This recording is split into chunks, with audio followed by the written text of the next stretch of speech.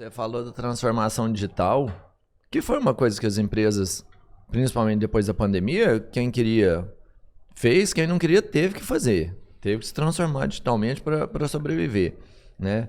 E você falou de investimento. Então, tipo assim, pra você modificar, entregar uma experiência, você precisa ter um custo reduzido também. E a transformação digital é parte desse processo de economia, não é para a empresa. Sim, eu acho que é muito relativo, né? Se a gente for buscar a transformação pensando apenas na economia, a gente vai ter o driver errado, no meu entendimento. O driver tem que pensar o seguinte: o que eu faço para melhorar, né? Ou seja, atender às expectativas do meu cliente. Se isso for o driver inicial, eu vou ter que adaptar o meu modelo, porque às vezes a gente fala assim, tem que estar todo mundo no e-commerce. A pergunta não é se tem que estar todo mundo vendendo online.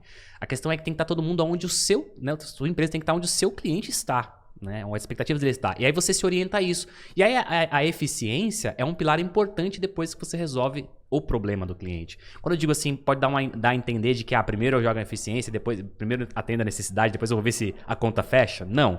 Você tem que olhar obviamente, no que tem de resultado, aquilo que é importante, e aí você vai fazer a sua conta ali para entender na relação, né, a intersecção que a gente fala, né, de olhar um pouquinho sobre o que é a experiência do cliente, o que o cliente deseja, o que é possível de ser feito dentro da tua empresa, você faz essa intersecção para poder encontrar o que é necessário, né, para entregar essa experiência, né.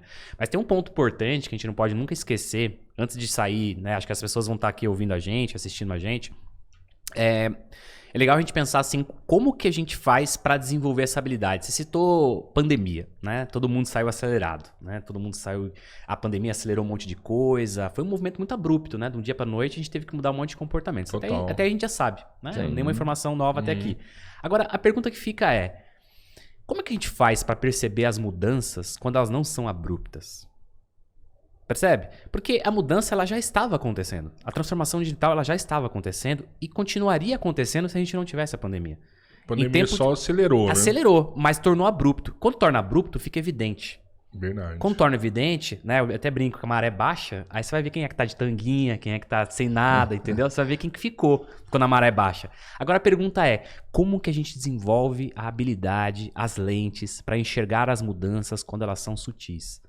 Traiçoeiras. Porque senão a mudança acontece e a gente não vê. E aí, não sei, esse é um risco mesmo. A mudança está acontecendo, você não está vendo. Quando você conseguir enxergar, ela já aconteceu, você não viu e você ficou. Salva você as proporções. Ficou na maré baixa sem a sunga. Exatamente. Né? Salva as proporções, né? Não estou dizendo que a pandemia ela foi benéfica para isso, porque putz, tem uma questão muito horrorosa em termos disso. Mas ela acelerou positivamente no sentido de que ela te deu uma chance como empresa. Né? Dizer assim, olha, tá acontecendo isso, o consumidor tá indo para lá, de repente as pessoas estavam todas comprando online, que é só um dos atributos, só um dos artefatos que a pandemia trouxe, mas tem muitos outros. E agora você precisa se adaptar. Ela deu uma chance para quem precisava se adaptar, entende? Agora, não tinha visto, né? Agora, quem não tava com essa lente com esses óculos, vestindo esses óculos, não iria perceber essas mudanças se não fosse um evento tão abrupto como a pandemia, né? Porque ele forçou. Só que é aquela história de morrer com colherada, né? Aquela história de você levar tanta colherada nas costas que não dói, né? Você dá uma colheradinha nas costas, agora você fica 20 anos levando uma colherada nas costas. Entende? Você acha que o cara ia quebrar sem saber por que quebrou? Exato. Isso é muito comum, né? Porque você consegue perceber o resultado.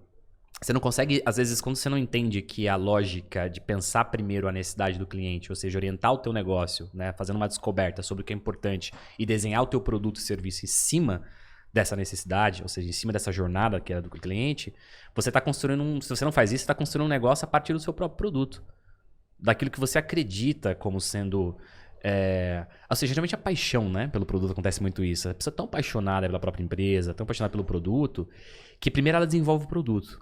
Depois ela faz o quê? Depois ela vai buscar clientes para esses produtos. Ela tem que ser o contrário, né? Primeiro você encontra o cliente e aí depois você vai buscar produtos que atendam a esse cliente, né? Então, assim, eu acho que é uma observação... Eu não tenho a resposta definitiva, mas eu acho que é uma boa pergunta. Eu sempre faço essa pergunta, como desenvolver a habilidade de perceber as mudanças quando elas são sutis e não abruptas.